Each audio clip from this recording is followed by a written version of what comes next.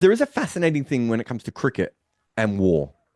It's it's such a bizarre sport, and India versus Pakistan is the most dramatic and modern version of this, but it's not the only version, right? There's been plenty of versions of this. As you said before, you talked about the apartheid thing of we had South Africa playing Test cricket, and they wouldn't play three of the teams, right?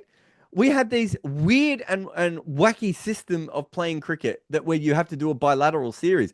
I can understand why India and Pakistan don't want to do a bilateral series with each other. They have to agree. That is a formal agreement. Playing each other in World Cups is a casual agreement where you're just like, well, we didn't pick who we were going to play against. The whole thing is always bizarre. I think, I did a podcast with Robbie Utapa today, and he was sort of talking about how there's no way India can play Pakistan in the next World Cup and they're going to have to forfeit. I just don't believe that will happen, right?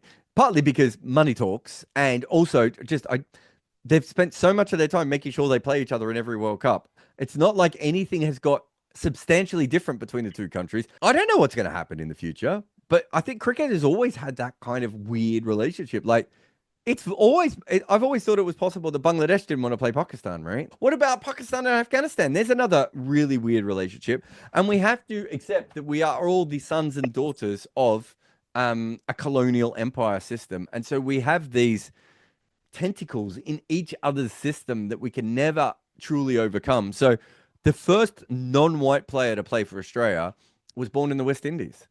The future of cricket is going to be people who are going to be qualified for 2 and 3 teams at a time, right? That's the new world. So you put India, Pakistan on top of this already complicated system that we have in the world. Nationalism flares up and is really, really big and then disappears again. And everyone forgets about nationalism for a little while, Yes. right? And then it's the most important thing in the world, right?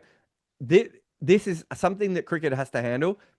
But I suppose there's no sport that has been better suited to this because cricket has always been involved in this sort of shenanigans, right?